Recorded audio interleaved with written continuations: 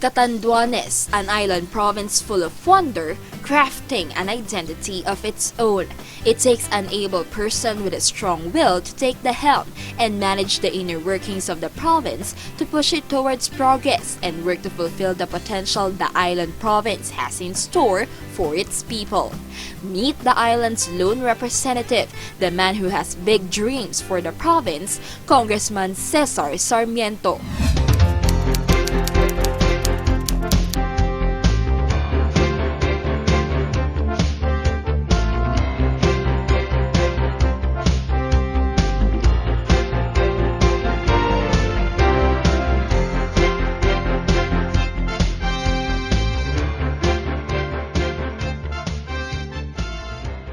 Growing up in Catanduanes, Congressman Sarmiento had a memorable childhood filled with shared memories of his siblings living the simple life. Unlike other public officials, Congressman Sarmiento came from a family with no political background. Congressman Sarmiento was only a third-year high school student when he transferred to Manila and attended UE High School. The Sarmientos eventually had to move to Manila from Catanduanes for the lawmaker and his brother's college education. It was also on his father's belief that it is important for a family to stay together to keep the relationship strong. Nung naglalakihan na kami, two of my older brothers were going to college, no? Lahat kami nag-aral dito, nag-high school. They went to Manila. So, nung magka-college na yung dalawa kong kapatid, my father was then a municipal judge. Gumawa siya ng paraan na malipat siya sa Maynila para magkasama-sama kami. Ayaw niyang hiwalay. So, second year incoming third year high school ako when all of us went to Manila para magkasama-sama kami sa Manila. It was there where he endured the challenge of not being used to speaking Tagalog, for he was more fluent in Bicol. He then had to speak the English language with a very thick Filipino accent, adding to the challenge. Transferi ako from the province to Manila. Napunta ako ng UE High School. And being a probinsyano, syempre, you have to make some adjustment. And hindi ka sanay mag-Tagalog. So, sometimes I recall, nag-i-English ako noon eh. Pero English ko noon matigas, para nga maintindihan. So, para feeling kong, may feeling of belongingness ako, I joined yung officers training for Philippine military training. So, pagdating ko ng fourth year, naging battalion commander ako ng UE High School. One of the biggest high schools in Manila noon. Imagine a probinsyano, a battalion commander, di ba? So under mo lahat yung mga Metro Manila, mga boys coming from Metro Manila. Congressman Sarmiento then went on to attend and eventually graduated from San Beda College with the honor of being a cum laude. After being persuaded by his family to take up law, this Solon pushed through with a said course in the University of the Philippines, Diliman, Quezon City.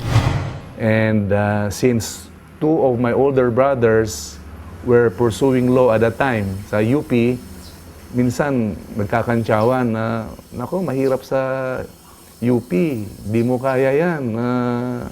So, na-challenge ako. Kasi my father was a judge, di ba, lawyer.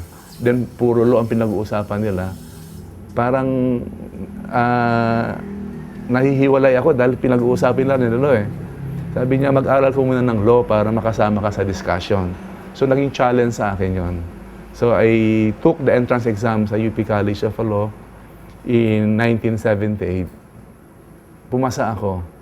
Kaya, nag-law proper ako sa UP, sa Diliman. And during my law student days, active din ako sa politics. Naging university counselor ako ng University Student Council. And then, nung third year law proper, nung fourth year, naging vice president ako ng law student government. With his background in Philippine law, Congressman Sarmiento was fueled to use his knowledge to be of greater help for the people. The lawmaker decided to enter the public service and served as the vice governor of Catanduanes from 2001 to 2004. Yes, in 2001, I ran for vice governor. Nanalo ako, and I served as such for one term only, for 3 years. And I felt na being a vice governor, wala kang masyadong magawa.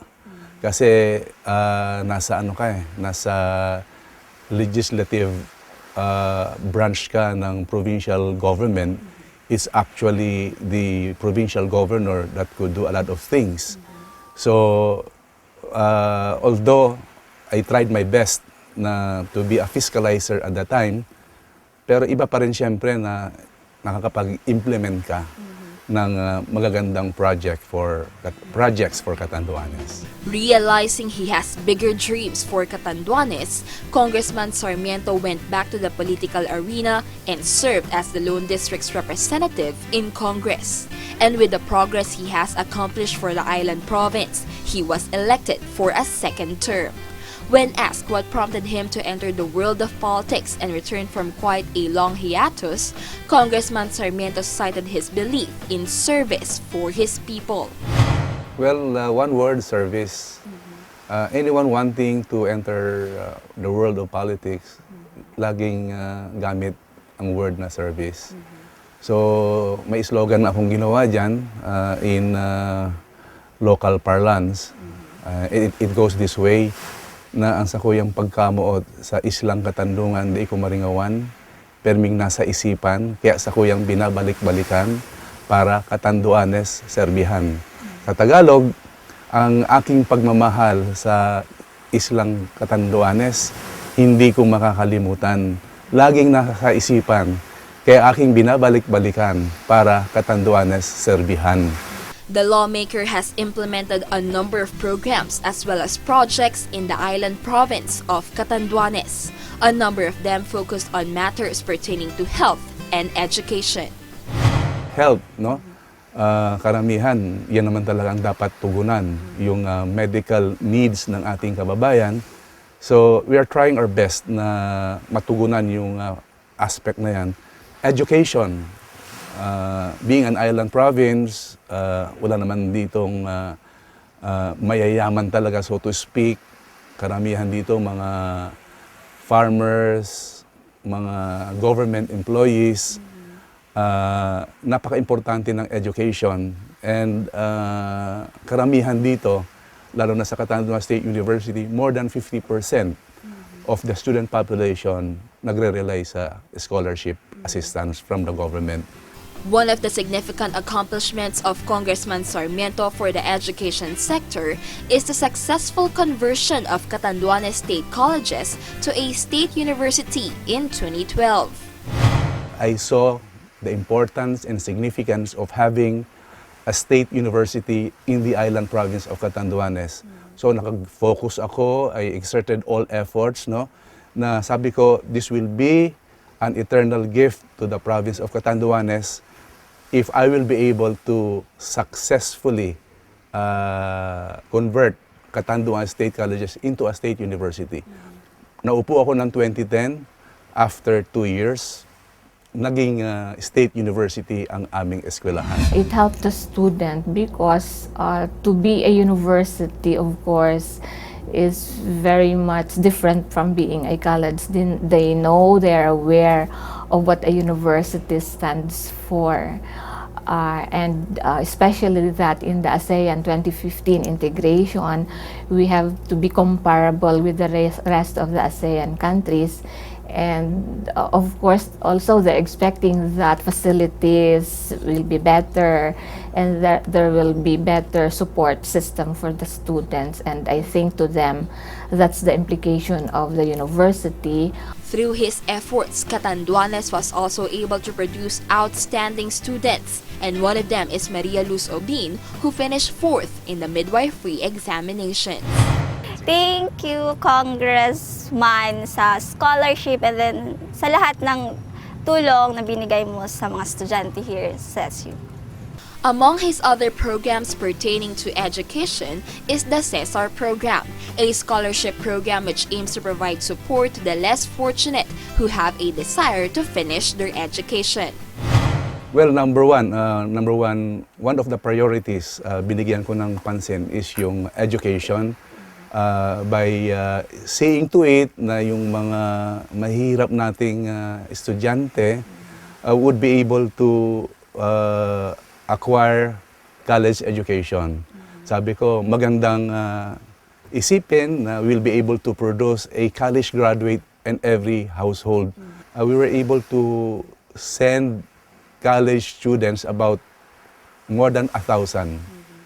So, marami kaming natulungan. We were able to produce honor students and students topping the board exams. Kaya education is very important. Kaya binigyan natin ng pansin ng education. And those under the lawmakers program had their lives touched and have become inspired to accomplish what is expected of them. May process po kasi ma'am. May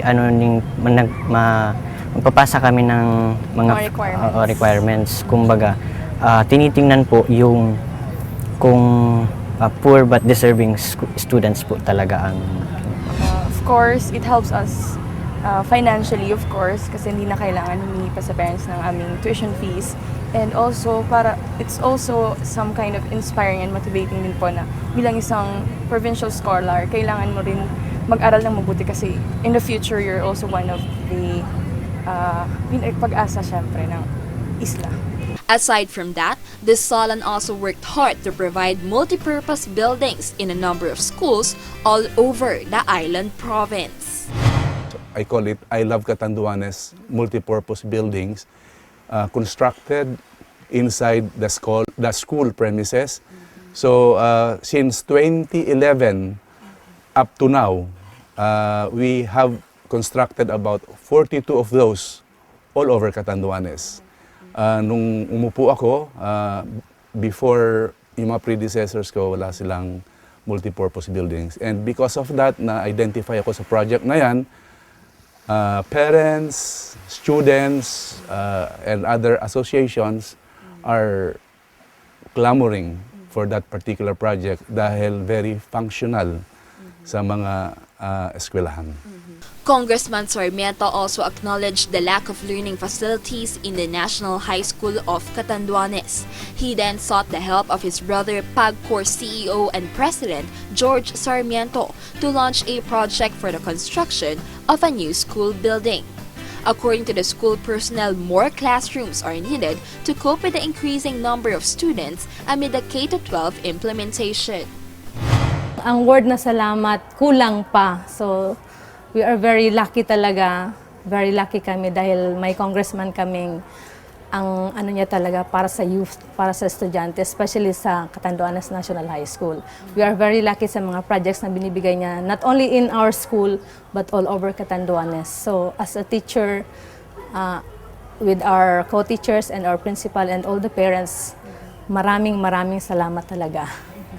Congressman Sarmiento also provided assistance to an out-of-school youth program implemented by the Department of Education called the Alternative Learning System.